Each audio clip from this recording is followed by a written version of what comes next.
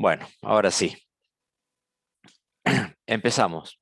Como les dije recién, voy a hacer un resumen bastante rápido de la unidad, como para que todos recuerden, supongo que todos habrán hecho el cuestionario, así que ya supongo que habrán anotado algunas preguntas o algunas consultas o algo que no se entiende. Es importante indicar que esta unidad es como un resumen de toda la primera parte de la materia, o sea, es como, acá vamos a hacer un compendio rápido de todo el modelo OSI, que es lo que vamos a ver fundamentalmente en esta primera parte. Así que es muy importante entender en forma general eh, esta unidad número 2. ¿Sí? Así que préstenle especial atención. La primera parte de la unidad tiene que ver básicamente con unas cuantas definiciones, ¿sí? Unos cuantos conceptos. Entonces, colección interconectada de nodos autónomos, ¿sí? Interconectada que pueden compartir información entre sí y autónomos para, digamos, separar lo que son las redes de tipo mainframe, ¿sí?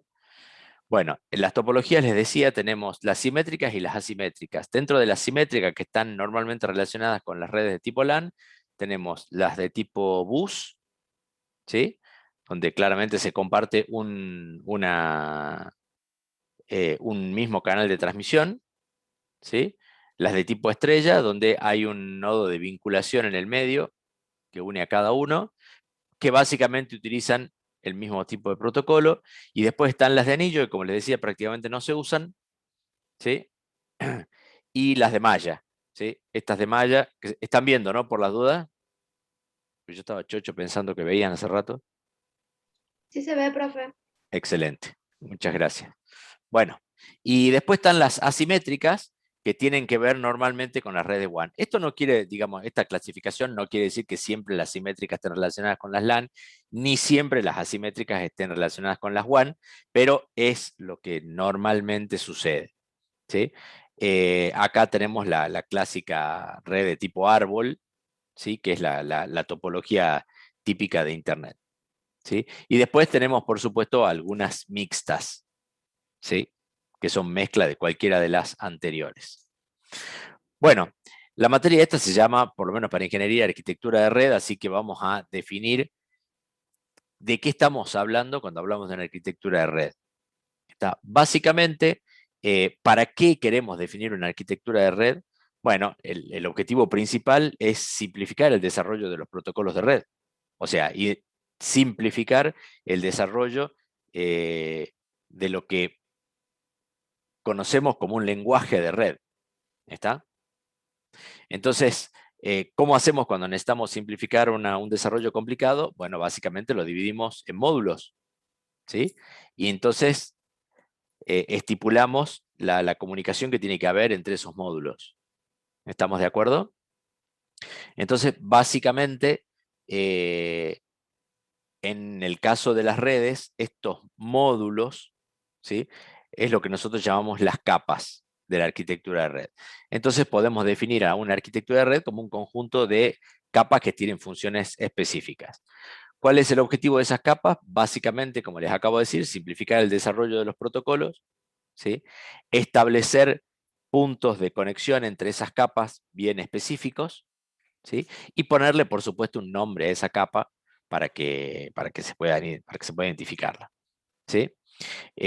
Una de las cosas muy particulares es que ya ahora lo vamos a ver gráficamente, es que cada capa actúa como si tuviera que conversar con su capa, con la capa del mismo nombre en el nodo de destino, ¿sí?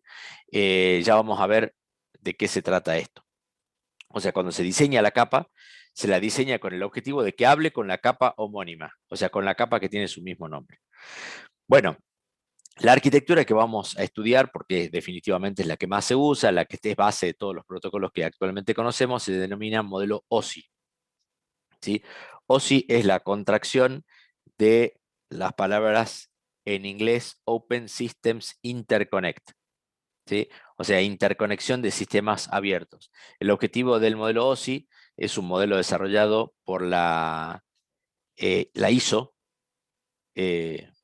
valga lo parecido, ¿sí? La ISO es la Industry Standard Organization, o sea, la organización que estandariza las cosas para la industria en general, ¿sí? Y este modelo OSI es la respuesta a esta estandarización, ¿sí? De esta organización, y definitivamente no siempre fue el modelo que más se utilizó, pero digamos, en los últimos 20 años, digamos, no ha habido otro modelo que suplante a este modelo OSI. Más allá de eso, hay distintos protocolos que utilizan distintas versiones de este modelo OSI, pero nosotros lo que vamos a hacer ahora, vamos a ver el más completo de ellos, el modelo OSI completo. ¿Sí? Hay algunos protocolos como el TCP/IP, bien conocido por nosotros, que utiliza un modelo OSI reducido, ¿sí? De todas maneras, nosotros lo vamos a ver completo acá. Bueno, cuando se desarrolló el modelo OSI, se plantearon una serie de hipótesis de diseño para este modelo, ¿sí? No perdamos de vista que la idea era buscar un modelo que pueda ser utilizado como guía para hacer protocolos de red y que estos protocolos se pudieran interconectar entre sí. ¿Cuáles son estas hipótesis? Bueno, lo lógico, digamos, que nosotros podemos esperar de cualquier protocolo de red. Que tenga la capacidad de poder identificar al emisor y el receptor, que yo pueda establecer la regla de transferencia de datos, o sea, pueda elegir si quiero que la transmisión sea simplex, duplex, semiduplex, ¿se acuerdan de la clase pasada?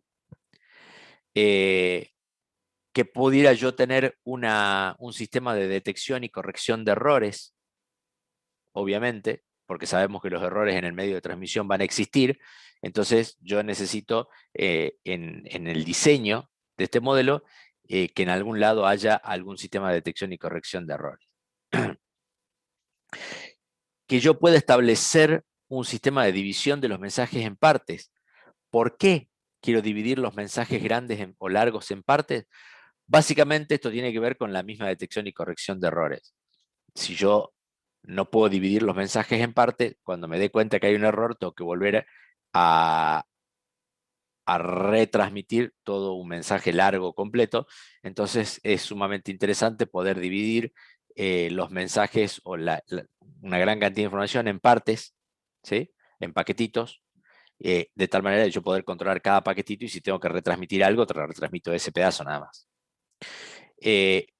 Por supuesto, esto tiene que ver también con lo anterior, necesito un sistema de asentimiento de mensajes. ¿Qué significa esto? Necesito saber que el destinatario recibió correctamente alguna de esas partes de las que hablamos en el puntito anterior. ¿Sí? Eso se llama sistema de asentimiento de mensajes. También, considerando que yo voy a poder establecer, no todas van a ser redes de difusión, ¿se acuerdan la diferencia entre las redes de difusión y las redes punto a punto? Sino que también voy a tener la posibilidad de definir protocolos para redes de tipo punto a punto, es que yo necesito algún sistema que pueda medir las rutas de tal manera que yo pueda optimizar el tráfico. ¿Sí? Es decir, necesito establecer protocolos de ruteo. ¿Sí? También, y tiene mucho que ver con esto, necesito establecer la posibilidad de una medición de congestionamiento y control de tráfico, de tal manera de involucrar estas estadísticas que yo puedo sacar en el control de tráfico en estos algoritmos de ruteo, ¿sí? Y de tal manera poder encontrar una ruta lo más óptima posible. Y por último, necesito tener la posibilidad de poder establecer transmisiones coordinadas o abruptas. Esto tal vez, supongo que lo anterior les resultará bastante obvio, ¿sí? Porque, digamos, son las hipótesis clásicas que nosotros podríamos llegar a utilizar si tuviéramos que diseñar un protocolo de red, ¿no? Esta última tal vez no les resulte tan estándar, ¿sí? Pero bueno, igual, de todas maneras, créanme que es muy importante poder establecer, elegir si yo quiero hacer una transmisión coordinada o una transmisión abrupta. ¿Qué tiene que ver esto? Básicamente que las transmisiones coordinadas apuntan a la perfección. O sea, cuando yo hago una transmisión coordinada, yo no quiero perder un bit de datos. Pero cuando yo hago con una transmisión de tipo abrupta, básicamente lo que me interesa es que esta sea rápida, ¿sí? Entonces, normalmente esto me da la posibilidad de elegir si yo quiero hacerlo de una manera o de la otra.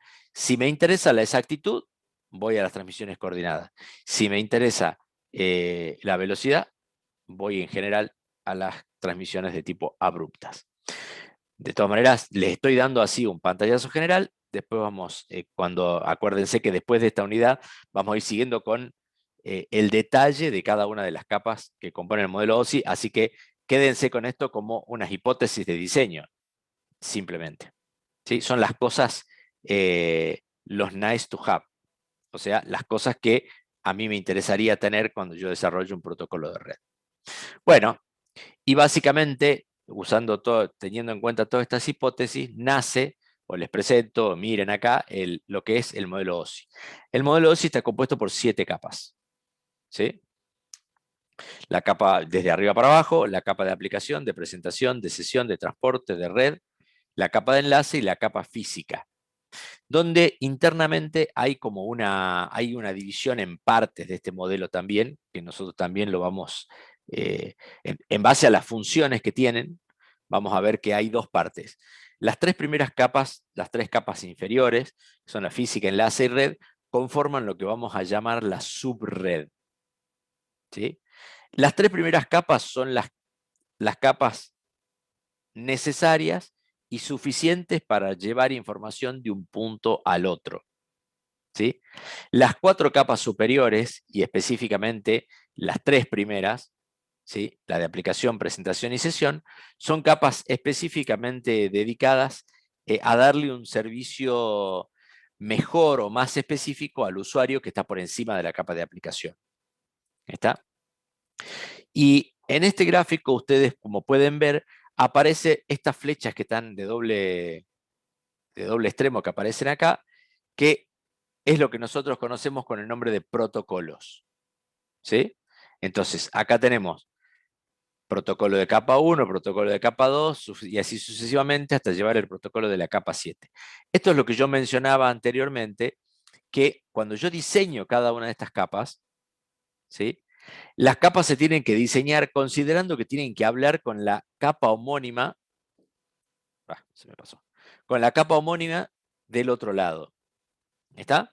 Entonces, la capa de enlace de datos, todo lo que haga, lo hace para entregárselo a la otra capa de enlace de datos. ¿Sí? Es decir, desde el punto de vista del protocolo, ¿sí? Habla con la capa de enlace de datos. Desde el punto de vista de la interfase, habla con dos. ¿Sí? Habla con la capa de red y con la capa física. ¿Sí? Si hay algo que no se entiende, por favor, me interrumpen. No sé si prestaron atención a estas flechas que figuran acá. Fíjense que hay flechas que bajan y flechas que suben. ¿Sí? Esto significa que cuando un usuario quiere enviar un dato a este otro extremo, lo que hace, lo hace a través de la capa de aplicación. El modelo le va agregando cosas hasta llegar a la capa física. La capa física es la que se encarga de enviar bits, unos y ceros a través del medio físico, y ahí vuelve a, desarmar lo que había armado en el emisor a través del receptor, hasta llegar de nuevo al usuario este que está acá en el otro lado, en el receptor. Bueno, a modo de ejemplo, simplemente quiero que vean o tomen conocimiento de cuáles son los protocolos o algunos de los protocolos que trabajan en cada una de las capas que acabamos de ver. ¿Sí? Supongo que algunos protocolos les resultarán conocidos, ¿sí? Como el Ethernet, por ejemplo, que trabaja a nivel de la capa de enlace. Ya vamos a ver por qué el protocolo Ethernet. El protocolo Ethernet es el protocolo de las redes LAN. ¿Sí? Es el protocolo que se utiliza para la comunicación a través de un medio común de transmisión, las redes de tipo difusión. ¿Sí? Estas trabajan a nivel de la capa de enlace. Bueno, a nivel de la capa de red tenemos el protocolo IP, que también ustedes lo conocen. ¿Sí? El protocolo TCP, ustedes lo conocen como TCP/IP. ¿Sí? Esto significa que una parte del protocolo está en la capa de transporte, la parte de TCP. De hecho, TCP significa Transport Control Protocol. ¿Sí? Entonces, claramente nos está diciendo que está en la capa de transporte. Y el protocolo IP, que tiene que ver con los números IP, está ubicado sobre la capa de red. Y después tenemos otros protocolos. Escucha. Después tenemos otros protocolos típicos como el RPC, que tal vez no les resulten tan conocidos.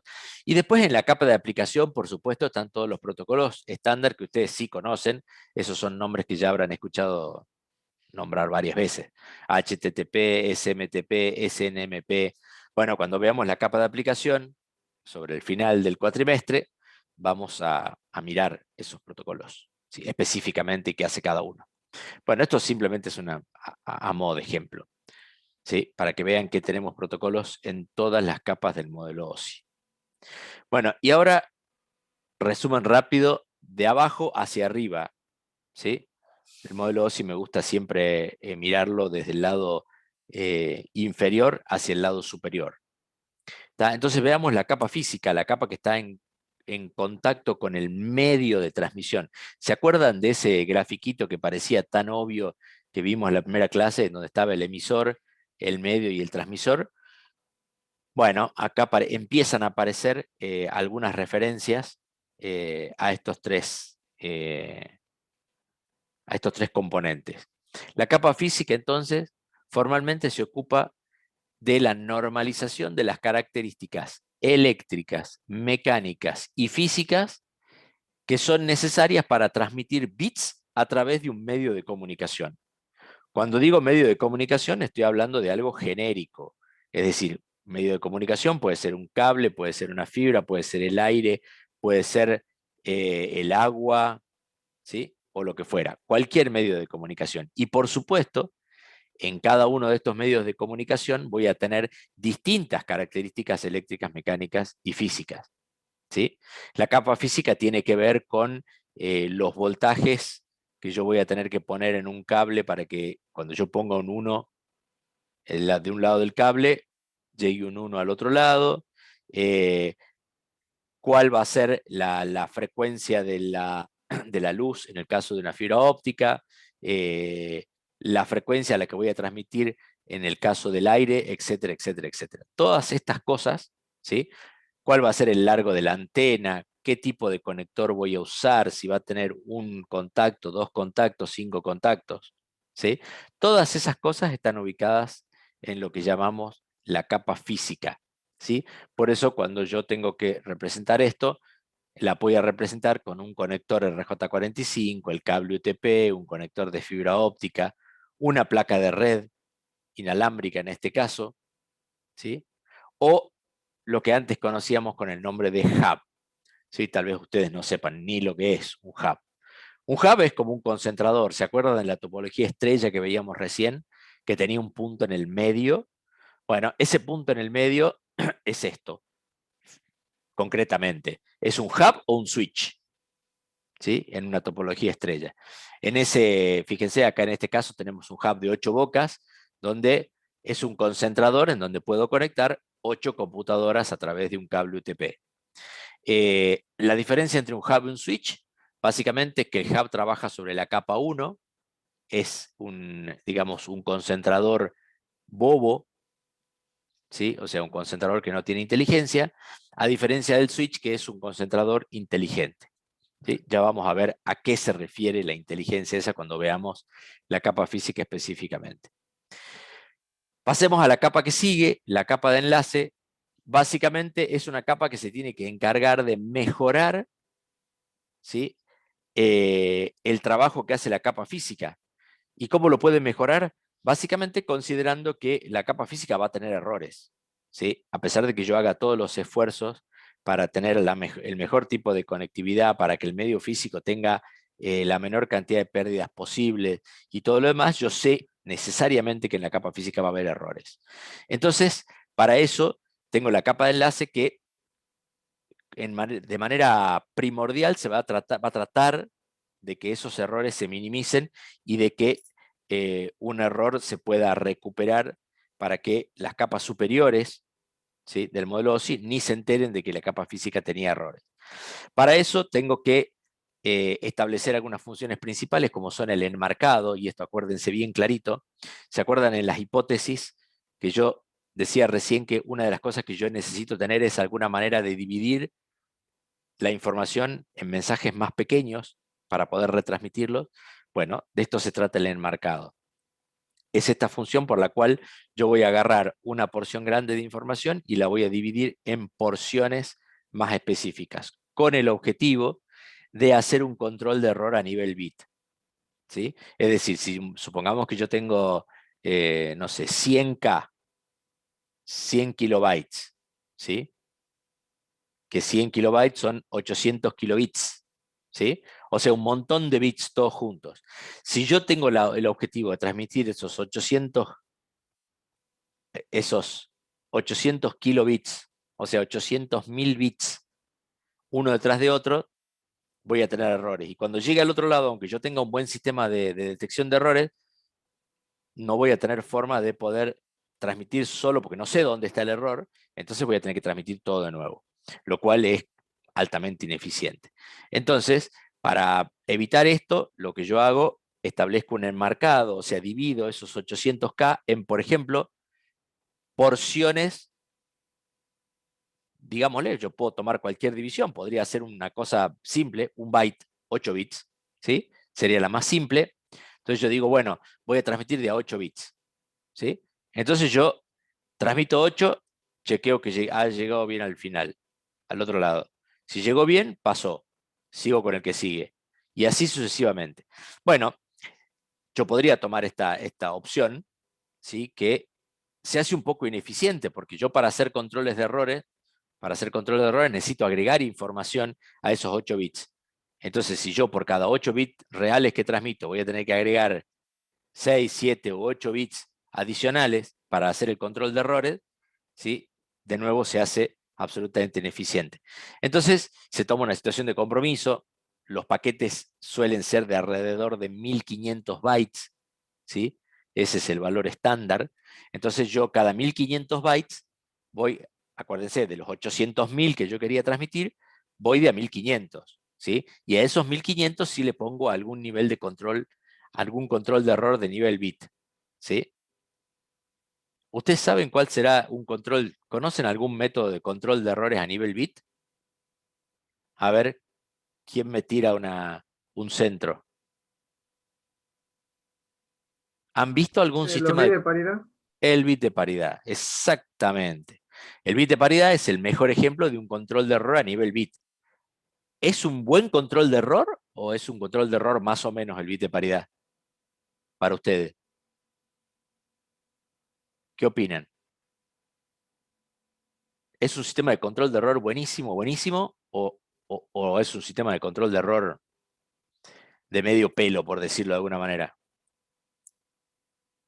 ¿Qué opinan? Escucho, abran los micrófonos o escriban. Tírense una taba, yo igual les voy a dar la respuesta después. ¿Qué opinan?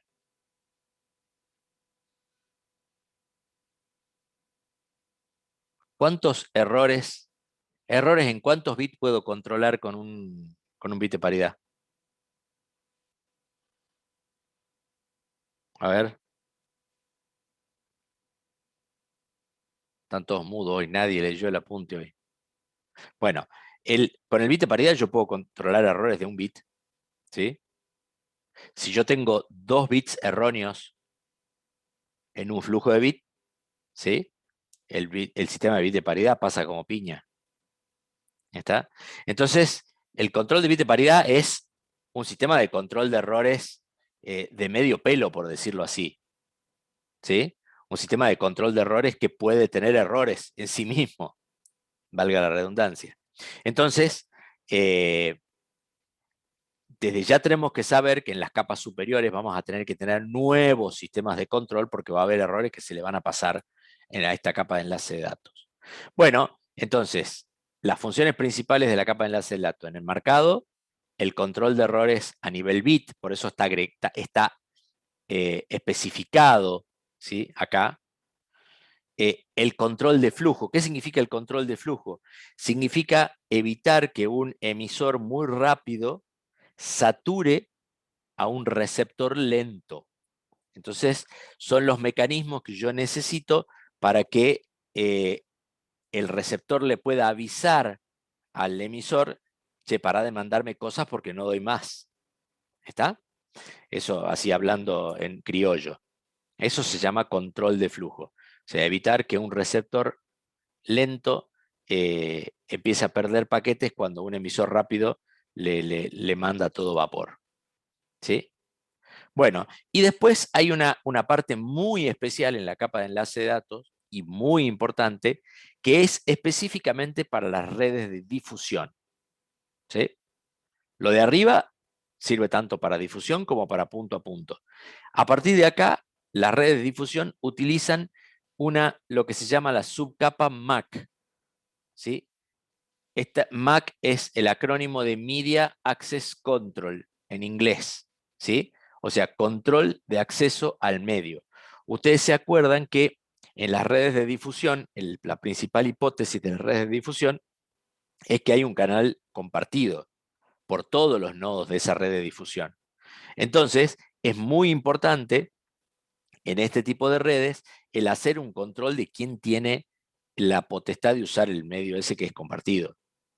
¿Sí? Esto es como si nosotros estuviéramos hablando en un mismo medio, ¿sí?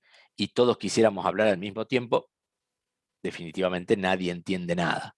Entonces, esta subcapa MAC lo que hace, se encarga de ir manejando la batuta para indicar a ver a quién le toca hablar, a quién le toca poner un mensaje en el medio compartido de transmisión. ¿Sí? ¿Esto funciona siempre o no? Bueno, no siempre. ¿Sí? Ya vamos a ver que hay todos unos protocolos para tratar de hacer que el uso de ese medio común sea ordenado, pero se van a dar cuenta que no siempre funciona y aparece esto que nosotros conocemos con el nombre de colisiones. ¿Sí? Pero lo vamos a ver cuando veamos la capa de enlace de datos. ¿Quiénes son los representantes de esta capa de enlace de datos? Bueno, un concentrador llamado switch, ¿sí? Que yo ya les dije en la diapositiva anterior que es algo es como un hub, pero inteligente. Ya vamos a ver más adelante de qué se trata. El concepto de VLAN, Virtual LANs, ¿sí? Donde yo puedo agarrar en un switch de este tipo y decir, bueno, estos 8 puertos que están acá primeros van a pertenecer a una red, estos otros 8 pertenecen a una segunda red y no se van a poder ver entre sí, a pesar de que estén físicamente conectados al mismo switch. Eso es lo que hace una Virtual LAN. Ya lo vamos a ver muy específicamente cuando veamos la capa de enlace de datos. ¿Sí?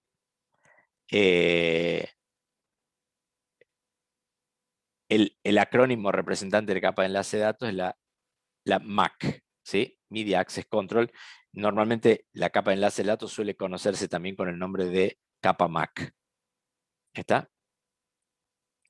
Bueno, pasamos al tercer escalón, a la capa de red. La capa de red es una capa de red muy importante, ya no tanto para las redes de difusión, sino para las redes punto a punto. Es una capa muy importante. ¿Por qué es muy importante? Por las funciones que tiene. La primera función que tiene es la necesidad de establecer una numeración uniforme. ¿Sí? En una red de tipo punto a punto, donde yo tengo muchos nodos a través de los cuales puede pasar la información, yo necesito tener un sistema que me permite identificar a dónde estoy. ¿Sí? Esto sería como establecer cuando yo estoy en una ciudad y establezco nombres de calles, números de domicilios, ¿sí? Direcciones de las calles. Bueno, todo esto tiene que ver con un sistema de numeración, haciendo la analogía. ¿Qué más? Necesito establecer los protocolos de enrutamiento, una palabra que vamos a escuchar muy frecuentemente. ¿Qué significa enrutar algo? Significa que si yo soy un nodo intermedio, cuando a mí me llega un paquete y yo tengo varias puertas de salida por donde yo puedo enviar ese paquete, necesito tener alguna lógica que me indique por cuál de las varias rutas de salida que yo tengo lo voy a mandar. ¿Sí? Eso es lo que se denomina un protocolo de enrutamiento. Eso está en la capa de red. Por supuesto que esto también incluye algo que vimos en las hipótesis hace un ratito, que es el control de la congestión, ¿sí? O sea, parte de los protocolos de enrutamiento es establecer estadísticas de congestión de tal manera que yo lo pueda tomar como una de mis métricas para establecer el enrutamiento. ¿Sí? Si yo tengo un lugar donde está congestionado, ¿se acuerdan del ejemplo que yo les di la clase pasada de manejar en una ciudad con un GPS? ¿Sí?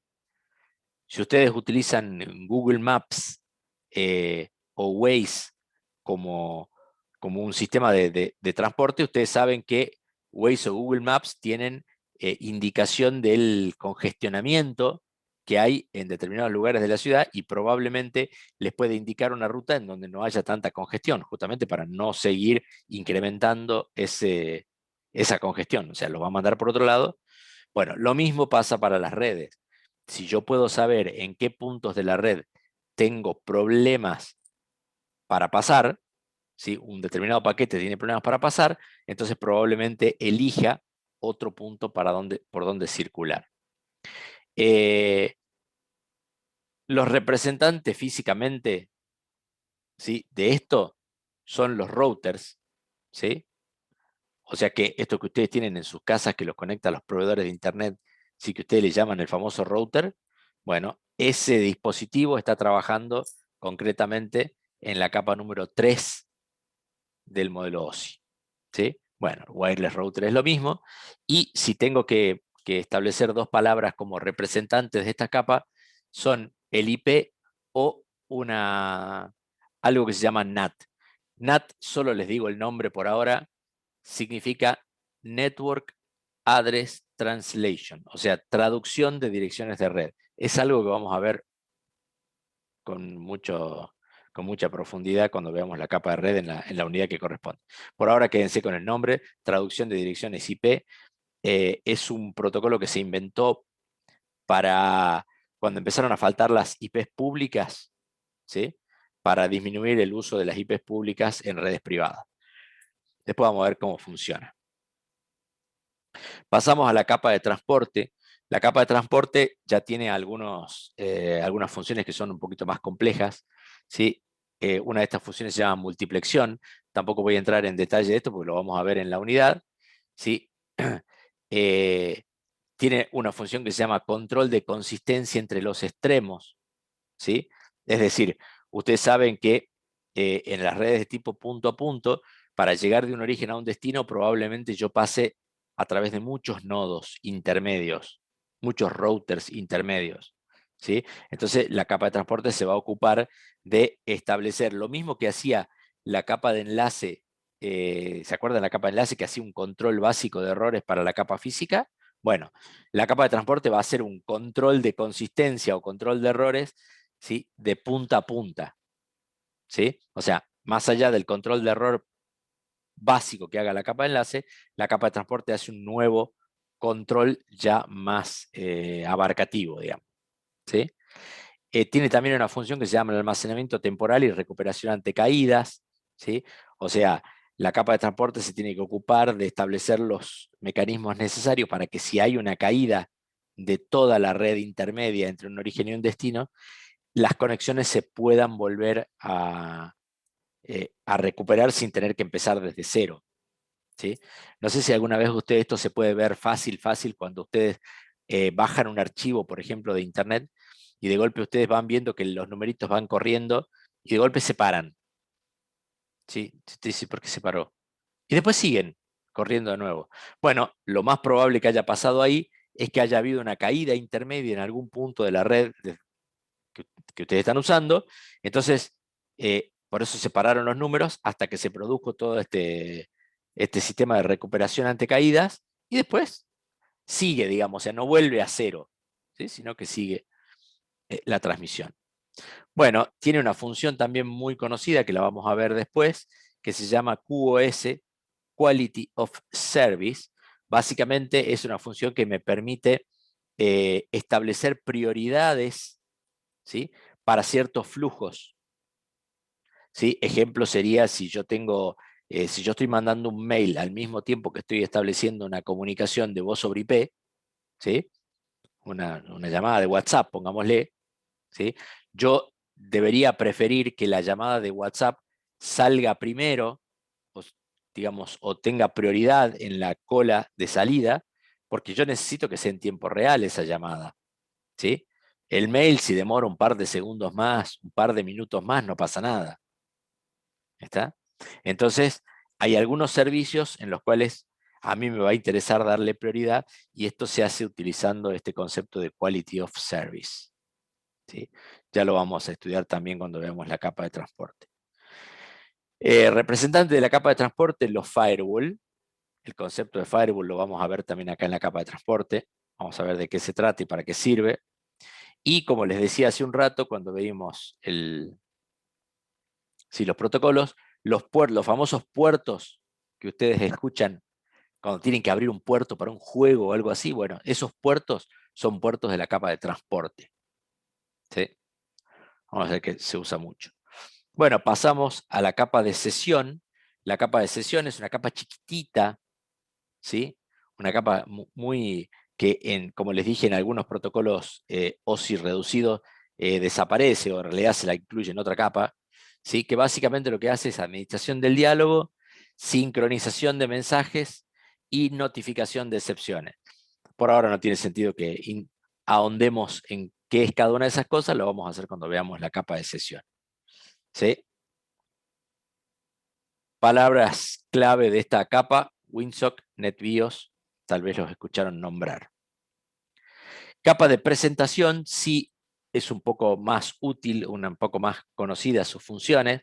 Básicamente tiene como función principal la traducción y codificación de datos. En un principio la capa de presentación tuvo la función de establecer acuerdos cuando yo pretendía interconectar sistemas que tenían distintos tipos de representación, ¿sí? Es decir, cuando yo conectaba una máquina que tenía una representación en ASCII y otra máquina que tenía representación EBCDIC, entonces necesito que la red tenga un sistema de traducción para estos dos tipos de representación, porque si no, nunca se iban a entender. Ahora la realidad es que la capa de presentación tiene otras funciones, básicamente porque es un estándar usar la representación en ASCII, con lo cual no hay mucho trabajo de cambio de representación. Entonces lo que se hizo fue migrar la capa de presentación en otras funciones, como por ejemplo la de compresión de datos. La compresión de datos, como podemos imaginar, no es más que representar los mismos datos en forma comprimida. Cuando ustedes hacen un zip, ¿qué es lo que están haciendo? Simplemente representar la misma información en un formato que ocupe menos lugar, ¿sí? Por eso está dentro de la capa de presentación. Lo mismo pasa con la encriptación de datos, ¿sí? La encriptación de datos también es una forma de representar, ¿sí?, los datos de una manera que un intruso que pretenda mirar o escudriñar dentro de los datos que yo estoy tratando de transmitir no lo pueda hacer porque no los entienda, ¿sí? Entonces también la encriptación pasa por una forma de representar los datos. Y en general, en la capa de presentación están, a raíz de estas dos cosas que yo les acabo de decir, todas las herramientas de seguridad del modelo OSI. Lo típico de la capa de presentación es el protocolo HTTPS que ustedes usan tanto cuando van a la página de un banco o a la página de un e-commerce, ¿sí? Eso está, todo ese sistema de seguridad de encriptación está puesto dentro de la capa de presentación. O lo mismo cuando utilizan una llave pública o llave privada para firmar un correo electrónico.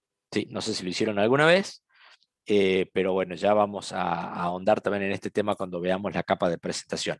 Específicamente vamos a ver cómo funciona un sistema de encriptación para correo electrónico. Y por último está la capa de aplicación.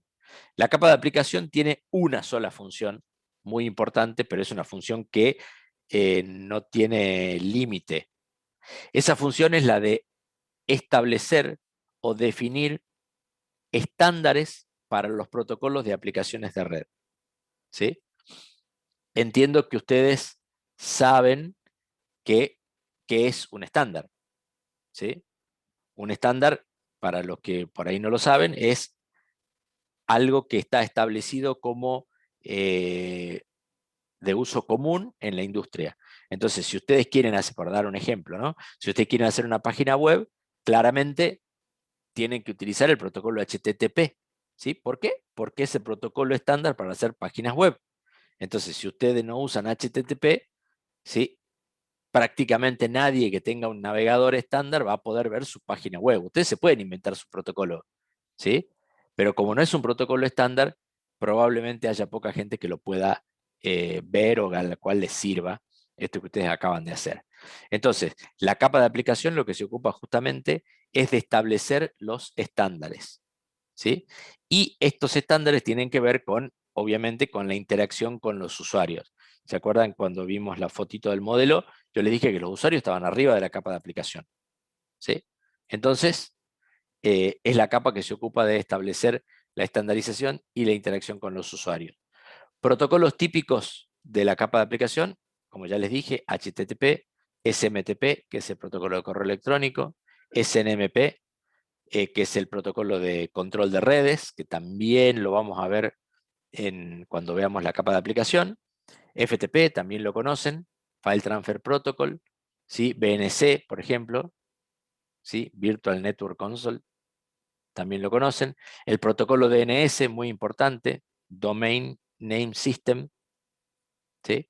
Bueno, son algunos, hay cientos de protocolos estandarizados en la capa de aplicación y todos los días se siguen agregando nuevos. ¿Está? Entonces, estos son algunos de los protocolos que simplemente les pongo como ejemplo para que se entienda cuál es la función de esta capa de aplicación. ¿Sí? Y acá termina la presentación, así que nos quedan unos minutitos, ¿sí? Como para que ustedes hagan consulta. Lo hice rápido porque yo supongo que ustedes ya vieron el video de esto. Fíjense que los videos están divididos en dos, ¿sí? Para no hacerlo tan largo, ¿no? Así que, preguntas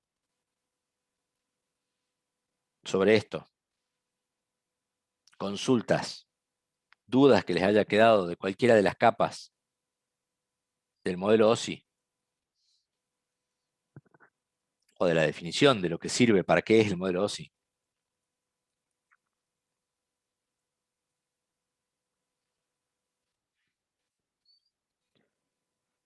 Los que no tengan micrófono, escríbanme en el chat, yo las voy leyendo. Sí. En el cuestionario dice en qué capa se puede ofrecer el servicio de emulación de terminal y dice que la opción es en la capa de aplicación. ¿Qué sería la emulación de terminal? El BNC, ese protocolo BNC, la emulación de terminal es la posibilidad de que yo me conecte, tome control del escritorio de otra máquina remota y la maneje como si estuviera sentada sentado delante de... Hay, digamos, dos tipos de emulación de terminal. La emulación de terminal propiamente dicha puede ser simplemente entrar a una sesión de texto, ¿sí? No sé si alguna vez lo hicieron, ¿sí? Pero yo puedo conectarme a una máquina remotamente, sobre todo a las máquinas que son Linux o Unix, ¿sí?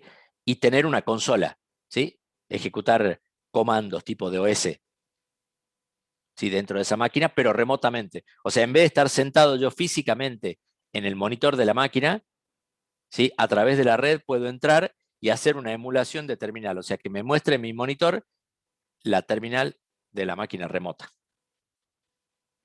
Puede ser una emulación de texto, como una consola para ejecutar comandos de OS, o puede ser una emulación de terminal gráfica, ¿sí? Donde yo directamente tengo un escritorio, ¿sí? No sé si alguna vez han usado esta opción que tiene Windows del ¿Profe? escritorio remoto. No puede ser algo así como el Team Viewer. Claro, lo mismo, exactamente. AnyDesk también. También son todos emuladores de terminales, tal cual. Unos de texto y otros gráficos. Pero eso es emulación de terminal. Y son protocolos estándar, ustedes me están hablando de protocolos estándar, que son los que, y todos estos básicamente se manejan desde la capa de aplicación.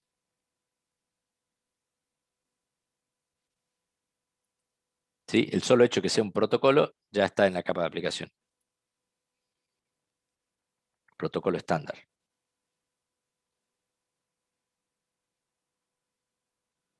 ¿Qué otra pregunta hay?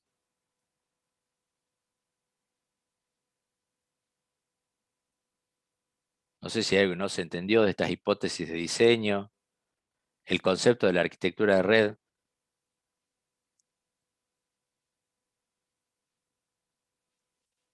Como para cerrar el concepto, una arquitectura de red es el conjunto de las capas y de los protocolos, ¿sí?, que se utilizan como base para diseñar un sistema de red. ¿Está? El modelo OSI en sí no es una arquitectura de red, es un dato importante, ¿sí?, porque en la definición estricta del modelo OSI no está la estandarización de los protocolos, ¿sí? En el modelo OSI lo que dice es, esto es lo que debería hacer esta capa, ¿sí?, pero no dice estrictamente qué protocolo usar. ¿Está? Sin embargo, cuando por eso se llama modelo, porque no me está diciendo, che, vos para pertenecer al modelo OSI tenés que usar tal protocolo que se llama tal y fue hecho por fulano de tal, ¿sí? Sino me está diciendo, la función que tiene que tener esa capa es esta función, ¿sí? Después vos hacer el protocolo como quieras, ¿sí? Por supuesto que nosotros cuando veamos cada una de las capas vamos a ver algunos protocolos específicos, no con nombre y apellido, sino vamos a ver qué hacen esos protocolos, ¿sí? Que son los protocolos estándar de lo que sería una arquitectura de red basada en el modelo OSI.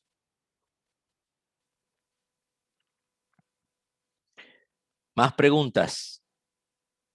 Tal vez de acá de topologías hay algo. ¿Alguna pregunta que les haya surgido cuando hicieron el cuestionario?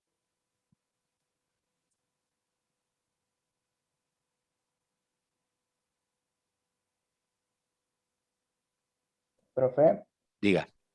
¿cómo definiría el protocolo? ¿Qué vendría siendo un protocolo?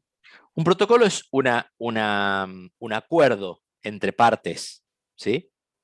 Un protocolo es como un idioma, es decir, digamos, hablándolo en lenguaje de red, nosotros ahora estamos hablando el protocolo español, ¿sí? O sea, para poder comunicarnos entre nosotros, hemos establecido que vamos a hablar español, ¿sí? Y ese español tiene una serie de reglas, ¿está? Que nosotros las sabemos, porque las aprendimos desde chicos, ¿está? Y por eso podemos hablar. Imagínense si no nos pusiéramos de acuerdo y entonces yo de golpe ahora empezaría a hablar en, no sé, en chino mandarín, si supiera, digamos, ¿no? Probablemente no me entenderían nada, porque no nos pusimos de acuerdo primero, ¿sí?, en qué idioma vamos a hablar. ¿Está? Eso es Sí, un profe. protocolo. Bien, bien.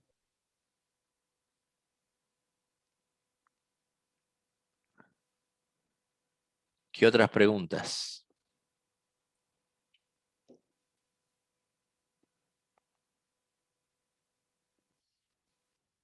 Lo de tipología, profe, ¿lo podría explicar de nuevo? Bus, más, Topologías.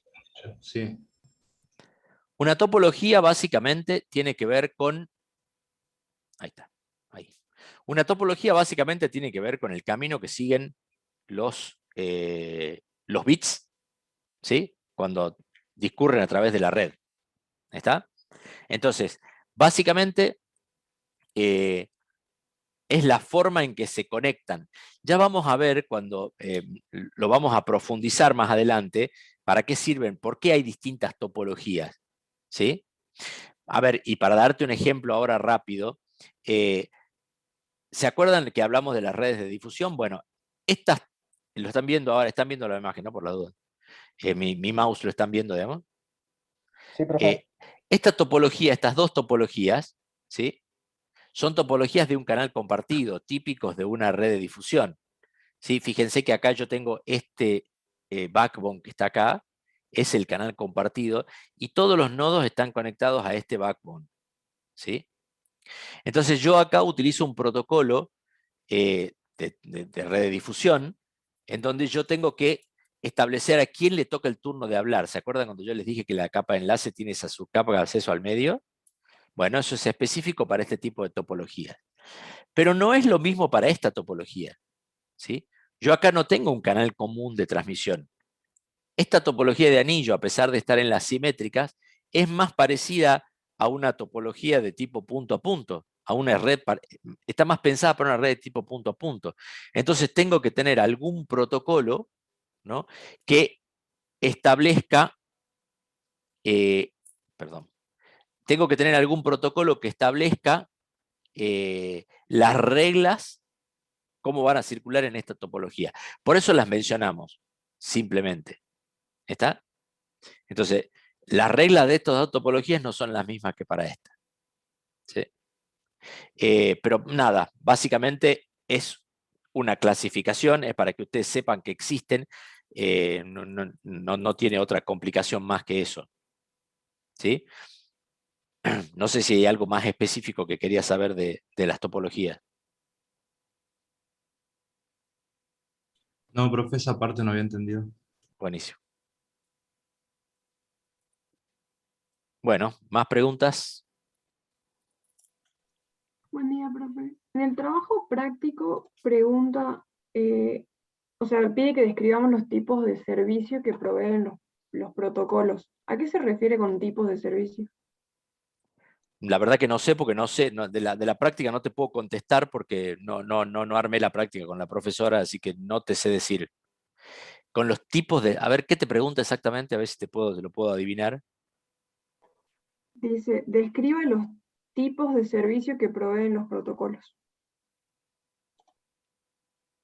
Sé que no sé a qué se refiere. ¿No se referirá a las funciones? Sí, no sé a qué se refiere con los tipos de servicio.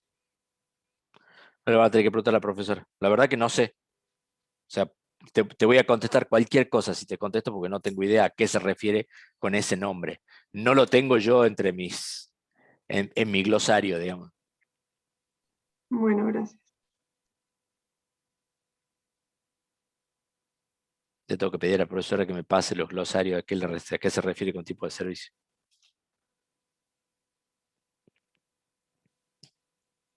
¿Algo más de esta teoría que vimos que les quede?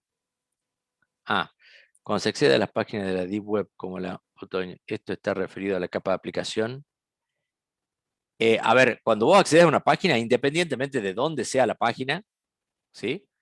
Y de cuáles sean los mecanismos de seguridad que vos tengas para eso, siempre va a estar algún protocolo de la capa de aplicación. Siempre. ¿Sí? O sea, vos pensás que si accedes con el navegador, ¿sí?, el navegador trabaja con protocolo HTTP. Entonces, si vos accedes a la verdad que desconozco cómo se accede a la Deep Web.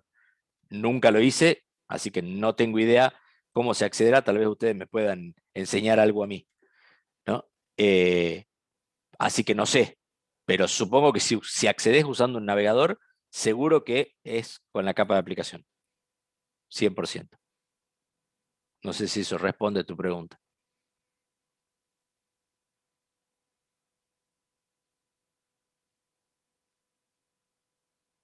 A todo esto, ¿cómo hacen para acceder a la Deep Web? Yo nunca lo hice. ¿Alguna vez que les pregunte yo a ustedes? ¿Con Emule? Ajá, no sé cómo se hace. Nunca lo hice.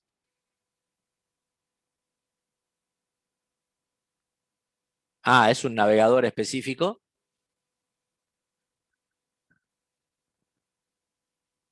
Bien. Estamos igual entonces. Yo no te puedo dar mucha especificación, pero supongo que sí. Supongo que el protocolo que utilizarán será el HTTP. No creo que haya otro protocolo para eso. Sí, es un navegador específico. Es un navegador específico que debe tener algún sistema de seguridad, de encriptación o algo por el estilo, pero me imagino que, digamos, en lo profundo debe usar HTTP, no tiene sentido que use otra cosa.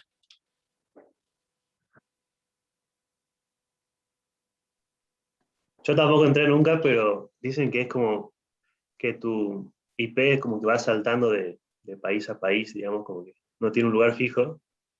Claro, Por algo básicamente hice- es como hacer una ocultación de IP, digamos, y eso sé cómo se hace, pero digamos, es como que vos tenés un proxy, entonces vas cambiando tu IP para que nadie pueda rastrear desde dónde te estás conectando, digamos, ese es el objetivo. Pero la verdad que casi seguro que el protocolo que utiliza para que ustedes puedan visualizar algo debe ser HTTP, seguro. Con una capa de seguridad metida encima, seguro que tiene alguna cuestión de encriptación encima, pero bueno, nada. Supongo que será HTTP, no tiene mucho sentido que sea otra cosa.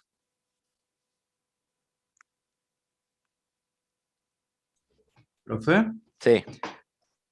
Con respecto a lo que había preguntado mi compañera de, de los tipos de servicio, Ujú.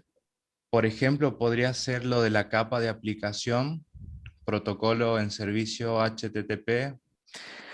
No sé, la verdad, no te quiero mentir, puede ser. No sé a qué se refiere con los tipos de servicios. Supongo que puede ser algo que tenga que ver con lo que vimos en la clase pasada, ¿sí?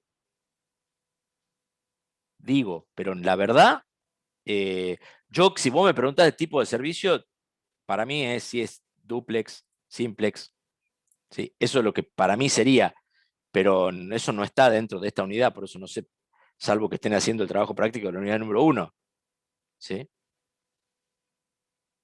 Vieron que cuando los conceptos son tan así globales es difícil, hay que especificar el contexto donde estamos, ¿no? Así que la verdad que no te sé contestar con precisión.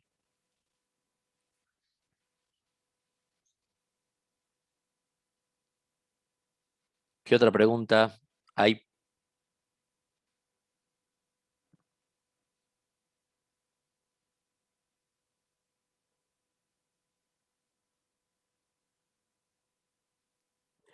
Bueno, supongo que no habrá más preguntas, así que los libero. Estamos en contacto. Si necesitan hacer alguna consulta posterior, desde ya no tengan ningún problema. Me mandan mail, me escriben mensaje por la plataforma y como siempre hice, trataré de contestarles lo más rápido posible. Así que gracias, chicos. Que tengan un buen día y nos estamos escuchando el miércoles que viene. Hasta luego, profe. Hasta luego. Gracias.